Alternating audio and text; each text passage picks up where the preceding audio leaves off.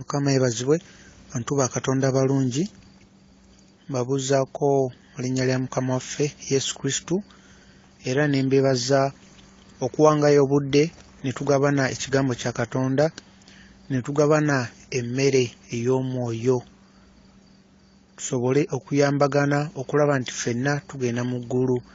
Kyekigendererwa ky'okuweereza audio zino kuyambagana tusobole ogenda mu ggulu, tusobole okulaba nti tulwana olutalo olw'okuleeta emyoyo ogijja ew'omulabe Sitaani ne tugireeta ewa Mukama waffe Yesu Kristo, kubanga mu nsi muno mulimu olutalo olw'obwakabaka obw'ekitangaala n'obwakabaka obw'ekizikiza bwa Sitaani. Sitaani ayagala myoyo. Sitaani ayagala myoyo, ayagala gitwala mu muliro ogutazikira. Myoyo Sitaani gy'ayagala myoyo. Ffe mu kkanisa ne tubuulira enjiri nga tubuulira abantu be twagala bawulire, ne bwe tubuulira enjiri kwegamba eyinza oba okuleeta awa ssente n'amagoba mu kkanisa, ye Sitaani atunuulidde myoyo, ayagala gitwala mu muliro. Ye Sitaani atunuulira buli kimu ekigenda mu maaso mu kkanisa, naye ye ayagala myoyo. Oba ffe tufuna abantu bangi nnyo mu kkanisa, ekkanisa nejjula ne tukola ne branches, ye Sitaani atunuulira myoyo mmeka gy'atwala. Era ka audio ka leero nkaweereza okusinga gwali eyo ng'obuulira ekigambo kya Katonda oba ng'osuubira okubuulira ekigambo kya Katonda, kubanga olina okusooka ne weebuuza ekigendererwa mu kubuulira ekigambo kya Katonda kiki. Oyagala kuwangula myoyo kugireeta wa Yesu Kristo? Oyagala bantu babeere n'enkolagana ne Yesu Kristo? Oyagala kumanyika ng'omubuulizi w'enjiri ofune ettutumu? Oyina ekigendererwa eky'okugamba abantu okubasomesa engeri gye bava mu kibi? Oba osinze kutunuulira magoba agayinza okuva mu kiweebwayo n'okusiga ensigo n'okubeera n'ekkanisa erina abantu abangi? Kirowoozeeko. Weewaawo omusumba asobola okufuna mu ndiga ennyama ey'okulya n'olugoye olw'okwambala, naye ng'ekigendererwa ekikulu kyakuwangula myoyo kugireeta eri Mukama waffe Yesu Kristo, nakusomesa nakuyigiriza endiga engeri gye ziyinza okuva mu kibi ne batambulira mu butuukirivu. Kubanga Bayibuli etulaga mu kitabo kya 2 Corinthians chapter 5 verse 10 nti buli omu ajja kuyimirira maaso ga Mukama waffe Yesu Kristo, maaso g'entebe ye mwasalira emisango. Buli omu nga kinnoomu ajja kuyimirirawo. Kati weebuuze oba obuulira enjiri olina ekigendererwa eky'okuyigiriza abantu engeri gye bava mu kibi batambulire mu butuukirivu, era nga bajjukira nti buli omu ajja kuyimirira mu maaso ga Mukama waffe Yesu Kristo ku lunaku olw'okusala emisango. Oyogera ku kintu bwe kityo?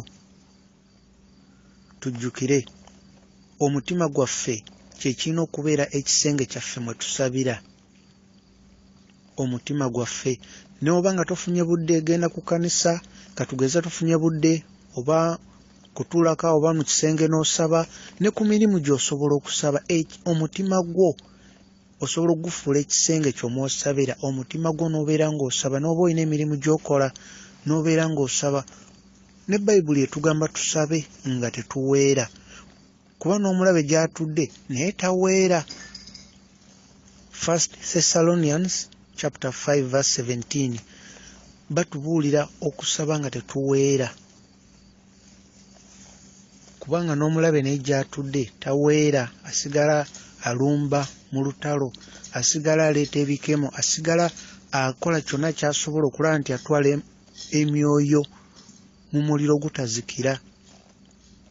Omulabe asigala aleeta ebintu ebijja otuleetera okubuusabuusa Katonda, tulowooze nti ogenda mu kkanisa bizinensi kwegamba bitumalemu amaanyi, tulabe abantu abamu bye bakola tugambe nedda, naye kkanisa kirabika bizinensi tetulina bigoberera. Kuba waliyo abantu abamu abagala okumanya amazima naye nga takkirizanga Yesu Kristo, nga tamanyi na mazima we gali, naye nga mu ye awulira waliwo ekibulawo. Kati buli lwagezaako n'agamba oba ŋŋendeko mu kkanisa ndabe, ate lwagenze mu kanisa ate n'abaako ebintu byawulira ne byalaba nga mu kulaba kwe agamba nedda ekkanisa kirabika ekigendera kyabwe kyakukola ssente bano balabika beenoonyeza byabwe kati bambi omwoyo ogwali badde gudda wa Yesu Kristo ne gugenda ate omulabe n'agutwala olw'ekyo kyabasanze mu kkanisa. Kati singa omuntu oyo abazze n'akusinkana ggwe ng'omuntu omu mubuulire enjiri mubuulire Yesu Kristo amwagala era mwetegefu omusonyiwa ebibi bye byonna era omuntu we mubuulire alina okuyaaya n'okuba n'enkolagana na Yesu Kristo kubanga mu kusoma Bayibuli mu kusaba mu kusiiba mu kusinza mu kutendereza tusobola okumanya ebikwata ku Yesu Kristo ebikwata Katonda n'okuwuliriza enjiri osobola okumanya ebikwata ku Katonda ekyo kisoboka n'omanya ebimukwatako naye okuba n'enkolagana naye okubeera omuntu ow'omwoyo omuntu alina kutambulira mu butuukirivu asooka kwenenya ng'akijja mu mutima gwe ne yeeyawula ku buli kintu kyonna buli luggi lw'amanyi omulabe sitaani lwayitamu okujja omutwala mu muliro buli luggi lwonna omuntu n'omusomesa n'omugala ne wabeera atugeze essimu ye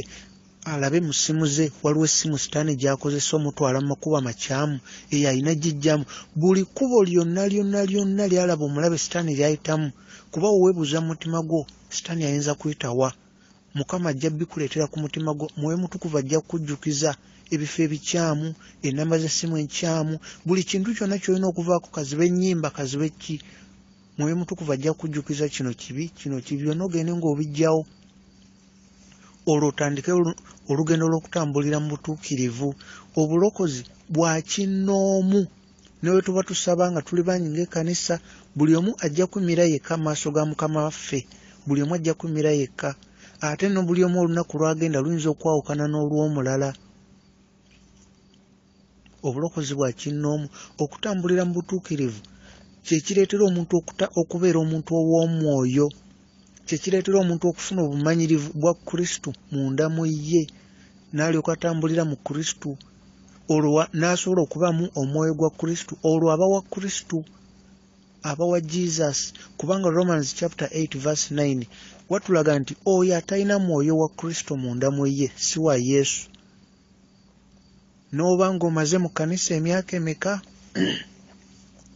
n'oba nga walokoka ddi naye nga munda mu ggwe tolina mwoyo gwa Kristo oba toli wuwe okubeera ng'olina omwoyo munda mu ggwe ogwa Katonda si kintu kyakuteebereza era si kintu kyakusinza Katonda na feeling oba imagination kuteebereza nedda oba okimanyi era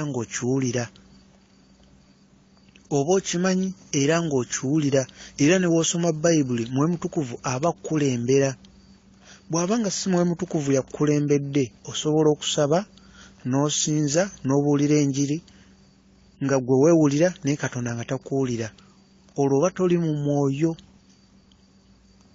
y'ensonga lwaki Romans chapter 8 verse 9 Mukama atugamba oyo yekka alimu omwoyo gwa Kristo y'oyo owuwe oyo yekka ate ekitutuusa ku ekyo kutambulira mu butuukirivu kwewala ekintu ekiyitibwa ekibi n'okukyeyawulako n'okuggala buli mulyango gw'osuubira omulabe sitaani gw'ayitamu buli gumu bwe kiba nga kyekigendererwa kyove ku kibi Mwoyo Mutukuvu agenda kukulaga amakubo g'olina okuvaamu agenda kukulaga mu mutima gwo amazima mwegali Mukama atunuulira mutima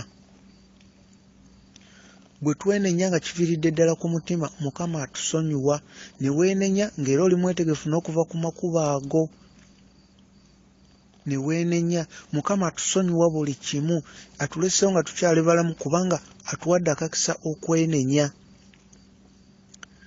tobeereyo n'olowooza oba okoze ebibi bingi nnyo Mukama tajja kusonyiwa mwetegefu nnyo okusonyiwa Yesu Kristo akwagala nnyo n'okusinga bw'osuubira era mwetegefu nnyo okusonyiwa akuwadde akakisa ekigambo kya Katonda akikuwadde okiwulirize era ye yamanyi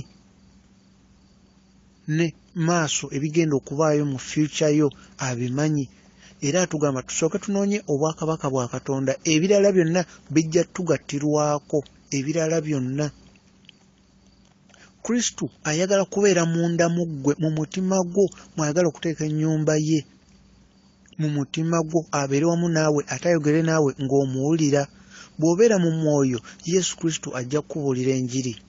Bw'oba nga toli mu mwoyo, ojja kuwulira pasita wo, ojja kuwulira enjiri eri ku leediyo n'awalala wonna, naawe osome Bayibuli, ne Yesu Kristo togenda muwulira te ng'akubuulira enjiri. Olina kusooka kubeera mu mwoyo, kuba Yesu Kristo Katonda waffe mwoyo.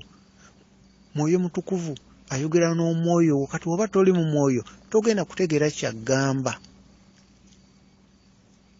Togenda kutegeera ky'aggamba. Olina okuba nga oli mu mwoyo. Olina kuba nga oli mu mwoyo.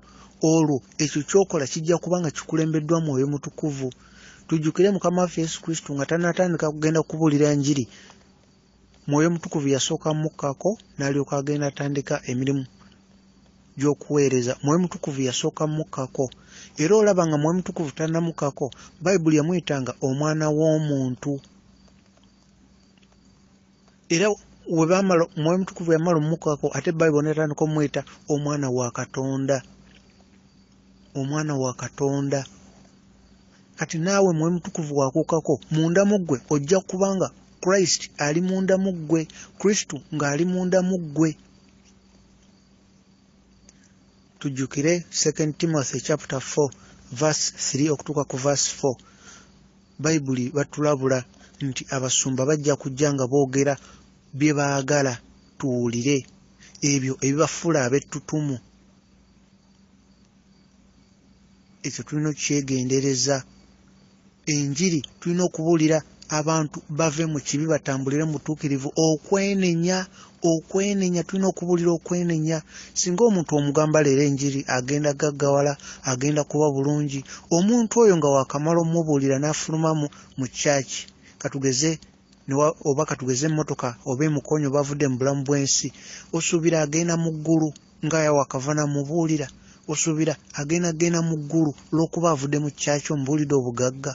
Obugagga si bubi, naye mugamba okwenenya, kubanga ekibi ekyo Mukama akimunaazaako n'omusaayi gwa Yesu Kristo.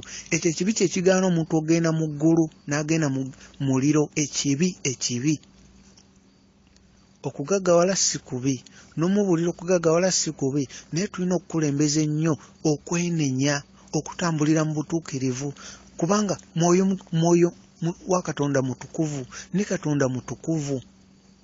Tulina okuyaayana okutambulira mu butuukirivu, tulina okukulembeza okutambulira mu butuukirivu n'okwenenya.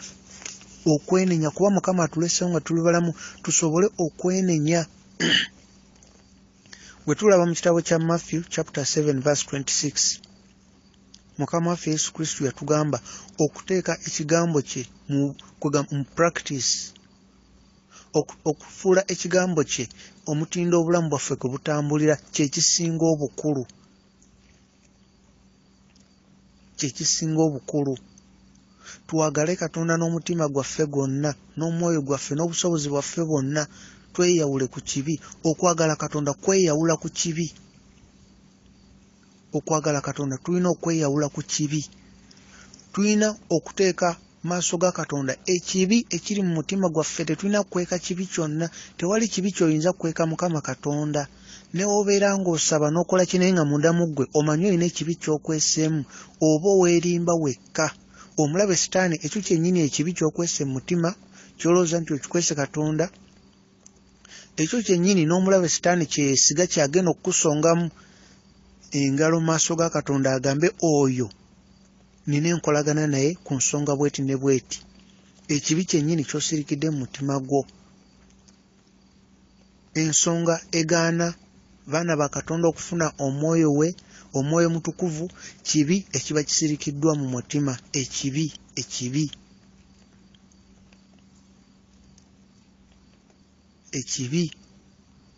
oluusi embeera eyinza okujja n'otandika okufuna ebirowoozo, omulabe n'akuleetera ebirowoozo, oyawukane ne mukyalawo oba oyawukane n'omwami wo. So nga Bayibuli mu Luke chapter 16 verse 18 Mukama atugaana divorce oba okwawukana. Omulabe Sitaani akimanyi nti singa onaakwatagana bulungi ne mutegeeragana ne mukyalawo oba ne mwami wo, mugenda kufuna omukisa gwammwe Mukama gwe yabategekera, ebisuubizo ebiri ku mmwe nga muli babiri. Naye omulabe Sitaani aleeta buli kimu ekisoboka mwawukane. musobole okulemwa omukisa ogwo Mukama gwe yabategekera. Okwawukana katego ka mulabe, akola kyonna kyonna ekisoboka mwawukane muleme kufuna mukisa ogwo Mukama gwe yabategekera. Mukama akuleetedde abantu bangi n'abakwetoolooza obabuulire ku kigambo kye, nga gwe mukisa oguliwo obuulira abantu Katonda. Weebuuze abantu abakuliraanye obabuulira ku Yesu Kristo. Wakiri omuntu mugambe nti Yesu akwagala nnyo. Leero mugambe Yesu akwagala, n'enkya mugabe munnaye Yesu Kristo akwagala nnyo, era omuntu ajja kusooka kubuuze naye Yesu Kristo ki gw'oyogerako. Era wakiri ojja mugambayo ebintu bibiri bisatu, ojja kuba omubuulidde oba akkiriza oba takkiriza, igwe ojja kuba okoze omulimu gwo. Ate ne oba omubuulidde ayinza okuba tagenda kukkiriza kwolwo, ng'ajja kuddayo waka asooka akirowoozeeko, ate oluvannyuma ng'ajja kukkiriza, naye nga nawe okumubuulira kirina kye kyayamba. Mwoyo Mutukuvu atandikira okukwata ku mutima gwe mpola, kuba si ffe tukyusa emitima. Mwoyo Mutukuvu yakwata ku mitima abantu n'abajjukiza ekibi kye batambuliramu ne bakomawo eri Yesu Kristo. Tutambulire mu butuukirivu n'okwenenya, tubulire enjiri ey'obutuukirivu. Yesu Kristo ali kumpi awo naawe. Yesu Kristo ali kumpi naawe. Bw'osaba akuwulira, bwe weenenya akuwulira, bw'omusaba ajja kuddamu. Buli muntu yenna Yesu Kristo ali kumpi naawe, era yagamba talikulekulira. Wali awo kumpi, osobola okuba n'enkolagana naye ng'omusaba n'awulira era n'akuddamu. Wali awo kumpi naawe, musabe ajja kuddamu. Yogera ne mu mutima gwo, awulira buli kimu. Yesu Kristo akwagala nnyo, era nga wayagala, era nga wayagala omu yenna ku bayigiriza we, nawe waakwagala. Bwe tulaba mu kitabo kya Luke chapter 16 verse 13, Yesu Kristo atugamba tosobola kuweereza bakatonda babiri. Tosobola kuweereza Katonda ate ng'oweereza ne ssente. Kati ekigendererwa kyo bw'oba obuulira njiri kiki? Oyagala magoba, oyagala ttutumu, oyagala ssente, oba oyagala myoyo gireeta eri Yesu Kristo?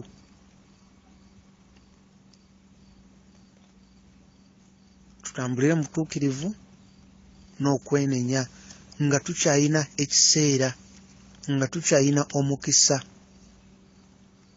Tujjukire ekyogerwako mu Yokaana chapter 4 verse 24. Katonda mwoyo, era abamusinza bayagala be bamusinza mu mwoyo ne mu mazima. Mu mwoyo ne mu mazima. Abamusinza bayagala be bamusinza mu mwoyo ne mu mazima. Bw'oba toyina kirabo kyakwogera mu nnimi, Yesu Kristo Katonda waffe era kitaffe tosobola kwogera na taatawo mu bigambo naawe kennyini abyogera nga tobitegeera. Katugeze noddaawo olw'okuba owulidde akuliraanye ali mu kwogera rababa shakabi, kwegamba ayogera ebintu ebityo, igwe amuliraanye tobitegeera. Tomukoppa kubanga ebintu byayogera tomanyi makulu gaabyo. Katonda waffe kitaffe toyinza kwogera na taatawo mu bigambo naawe byolaba nga nawe tobitegeera, era akutunuulira ati n'alaba omutima gwo ebintu byogera tobitegeera, naye oyagala kufaanana oli akuliraanye. Sitaani abeera eri n'aseka. Mukama yogera naye mu lulimi lw'otegeera. Ekirabo eky'ennimi Mukama wanaaba akikuwadde, ku kiseera kyakyo kijja kujja nga si gw'osaze nawo, era nga tomaze kweteekateeka. Ye Mukama yasalawo, bw'aba akuwa ekirabo ekyo ajja kikuwa. Bw'oba okyagala kimusabe, naye tokikola ng'okigenderedde okuva mu mutima gwo okoppe ofaanane ng'abalala. Ojja kuba weerimba. Mukama atunuulira mutima. Mukama atunuulira mutima gwo, era wonaabeera omuntu ow'omwoyo ojja kwewuunya Katonda bulijjo ali kumpi naawe era awulira buli kimu, era ayagala nnyo nnyo obe n'enkolagana naye. Ayagala nnyo obe n'enkolagana naye. Yesu Kristo atubuulira ku kuwaayo mu lujjudde okulaga abantu, era agamba oyo awaayo mu lujjudde okulaga abalala amaze okufuna empeera ye. Ne bw'owaayo n'ozimba ekkanisa yonna ggwe omuntu omu, naye nga owaayo kulaga balala, munnaye Katonda talabye ekyo ky'owaddeyo. naye waayo ng'olaga Katonda nga tolaga muntu yenna empeera yo genda gifuna, kuba ye Mukama alaba mu mutima gwo ekigendererwa kyo mu kuwaayo. Omuliro ogutazikira gwa ddala gye guli, gwa ddala gye guli, era gwokera ddala nga teguzikira. Sigamba nti okufa biba biwedde nga teri bulamu bulala. Tulaba mu kitabo kya Luke chapter 16 verse 19 okutuuka nga ku 30, Mukama waffe Yesu Kristo yali atubuulira ku lugero lw'omusajja omu eyali omugagga ennyo, era ng'alina ebyobugagga bingi n'obulamu bwe yalimu era nga bulungi. Kati ate nga waliwo n'omwavu Lazarus eyali asabiriza ng'alya n'obukunkumuka obuva ku mmeeza ey'omugagga, naye bombi bwe baafa, ono yali asabiriza Lazarus yali eri mu ggulu ng'ali wamu ne Aburahamu, ate ono yali omugagga ku nsi, ye bwe yafa yali eri mu muliro, naye mu muliro nga asaba Katonda atume Lazarus baddeyo ku nsi alabule baganda be 5 baleme kujja eno mu muliro, abalabule bagoberere Katonda. Katonda nga mugamba ku nsi waliyo bannabbi ajja bawuliriza.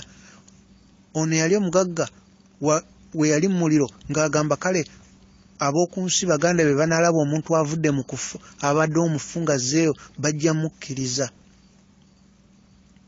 Naye era Katonda ng'amugamba abo abali ku nsi bana tebakkiriza, abo ababuulira oli n'wanaava mu kufa n'alamuka n'akomawo era tebajja mukkiriza. Ekyokuyiga ekimu kye tufunawo nti wano ku nsi obulamu buno si bwe busembayo. Bw'ofa era osigala okyategeera bulungi, kuba omuntu alina body, soul ne spirit. Body yokka yeevaako obanga ajjemu olugoye, eno body gye tulimu obanga ajjemu olugoye. Mu kagera kyekimu ku bintu Yesu Kristo yali atulaga nti kuno ku nsi siga nti we tufa nga buli kimu kiwedde, nedda. Osigala okyategeera bulungi, osigala obulumi obuwulira, osigala osobola n'okulaba omuntu n'omutegeera munne mwema ng'osobola okulaba nti ono ye gundi. Buno obulamu si bwe busembayo. Kyannaku nnyo omuntu okutuuka ku lunaku olusembayo n'otegeera nti obulamu wamma si bwe busembayo, naye ng'ate akakisa ak'okwenenya akakubeera ku nsi ng'okavuddemu. Buli omu alina leero akakisa akeenenya. Ne tukomawo eri Yesu Kristo, k'obe ng'osobeza kyenkana ki.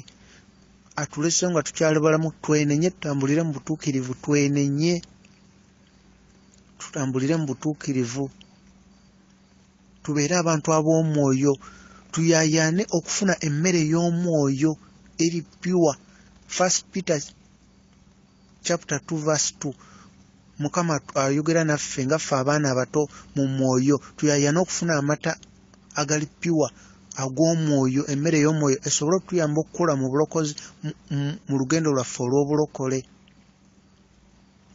Okusaba nga tetuweera, 1 Thessalonians chapter 5 verse 17, tusabe nga tetuweera. Okusaba nga toweera osobola okusaba mu mwoyo. Siga nti otambula ogenda ng'osaba kwegamba ng'oyogera ebigambo bingi awo ng'osaba, nedda. Osaba mu mutima gwo nga ne kamwa tewali kye balaba. Olwo oba osaba mu mwoyo nga kimanyiddwa ggwe ne Mukama Katonda wo, era naye akuddamu nga ggwe naye mmwe mumanyi, nga si byakweraga mu bantu.